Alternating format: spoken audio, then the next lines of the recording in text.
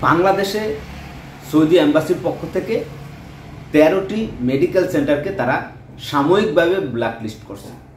অর্থাৎ ব্ল্যাকলিস্ট করছে যে 13টা হসপিটাল বা মেডিকেল সেন্টার বলেন, সেই মেডিকেল সেন্টার থেকে যদি আপনি মেডিকেল করে থাকেন সেক্ষেত্রে আপনার ভিসা হবে না, কেননা এইটা সাফ বলে দিয়েছে।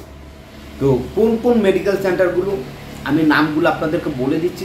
অনেকেই এতদিন যাবত আমাকে নক দিয়েছেন, যেহেতু আমি বাইরে ছিলাম এই তথ্যগুলো তেমন একটা পাই না। অনেক খোঁজ করার পরে দেশে আসার পর এই তথ্যগুলো নিয়েছি, নেওয়ার পর আপনাদের মাঝে ভিডিওটি উপস্থাপন করতে যাচ্ছি। প্রথমত 1 নম্বর হচ্ছে লাইফ মেডিকেল, 2 নম্বর হচ্ছে ক্লাসিক মেডিকেল, 3 নম্বর হচ্ছে সর্বশ্রেষ্ঠ মেডিকেল সেন্টারের নামে হচ্ছে সর্বশ্রেষ্ঠ মেডিকেল সেন্টার, তারপর হচ্ছে ইউরেকা মেডিকেল সেন্টার, তারপর হচ্ছে জেন মেডিকেল সেন্টার, তারপর হচ্ছে আল মশিউর মেডিকেল সেন্টার, এরপর হচ্ছে আল খুলুদ মেডিকেল সেন্টার, এরপর হচ্ছে বে মেডিকেল সেন্টার, এরপর হচ্ছে ল্যাবকুয়েস্ট মেডিকেল সেন্টার, এরপর হচ্ছে ইয়াকিন মেডিকেল সেন্টার, এরপর হচ্ছে আল নাইয়ান মেডিকেল সেন্টার, এরপর হচ্ছে সততা মেডিকেল সেন্টার, এরপর হচ্ছে আলামিন মেডিকেল সেন্টার।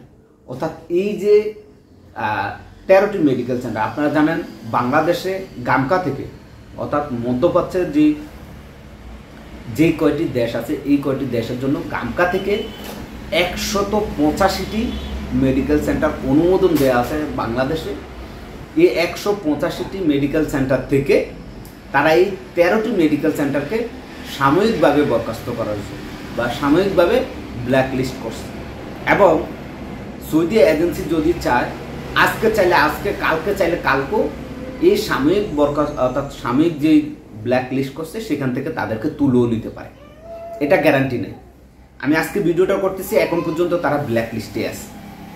এখন এই যে 13টি মেডিকেল সেন্টার, এই 13টি যে নাম ঘোষণা করছি, এই নামের যে কোনো একটি থেকে যদি আপনি মেডিকেল করে থাকেন সেক্ষেত্রে আপনার ভিসা হবে না, কেননা এটা সৌদি এজেন্সির থেকে ঘোষণা দেওয়া হয়ে গেছে। এখন আপনারা যারা মেডিকেল করছেন তারা ওই মেডিকেলটা বাদ দিয়ে আপনাকে নতুন এজেন্সি, অর্থাৎ যে এজেন্সিগুলো এখনও সৌদি এজেন্সির অনুমোদিত আছে সেগুলোতে আপনাকে মেডিকেল করতে হবে। দ্বিতীয়ত আরেকটা ওয়ে বলি, আপনি যখন গামকাতে যাবেন, দেখেন গামকাতে হচ্ছে এটা কম্পিউটার সিস্টেম, এটা অটোমেটিক, এখানে কোনো হাতের নাই। আর এই যে 13টি মেডিকেল সেন্টারকে তারা ব্ল্যাকলিস্ট করছে, সেগুলো গামকার সার্ভার থেকে কিন্তু ব্ল্যাকলিস্ট করে নেই। যখনই আপনি গামকাতে যাবেন মেডিকেলের স্লিপের জন্য, তখন ওইখান থেকে এই যে 185টা মেডিকেল সেন্টার, সেখান থেকে যে কোনো একটি নাম চলে আসে অটোমেটিকলি পাবে অনলাইন থেকে। তখন আপনার কাছে যদি দেখেন এই যে 13টি মেডিকেল সেন্টারের নাম আমি আপনাদেরকে শেয়ার করলাম, এই 13টি মেডিকেল সেন্টার যে কোনো একটি নাম যদি চলে আসে, সেক্ষেত্রে আপনি সেই গামকা থেকে সেই মেডিকেল স্লিপটি আপনার এজেন্সির মাধ্যমে সেটা ক্যান্সেল করে দিলেন। সেটা ক্যান্সেল করা খুবই সহজ। আপনার এজেন্সি চাইলে সেই গামকা স্লিপটি ক্যান্সেল করে সে আপনাকে আবার পাঠিয়ে আবার নতুন একটি গামকা স্লিপ করে নিতে পারবে। সেক্ষেত্রে আপনার জন্য সুবিধা হবে, কেননা একটি মেডিকেল করতে প্রায় 10,000 টাকার উপরে যাচ্ছে। কোনটাকে কেউ 15-20,000 টাকা দিয়েও মেডিকেল করাচ্ছে।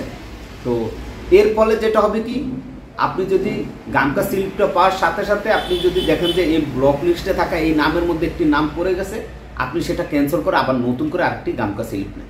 সেক্ষেত্রে আপনার এই যে মেডিকেল, সেই মেডিকেলটা আপনার বেঁচে যাবে, টাকাও বেঁচবে, আপনার 2বার মেডিকেল করতে হবে না, একবারে সব কিছু হয়ে যাবে। আর যদি এই 13টার যে কোনো একটি থেকে আপনি মেডিকেল করেন, সেক্ষেত্রে আপনি ভিসার সমস্ত কাজ কমপ্লিট করে সৌদিতে যেতে পারবেন। আপনাকে আটকিয়ে দেওয়া হবে, সৌদি এম্বাসি আপনার ভিসার কার্যক্রম করতে দেওয়া হবে না।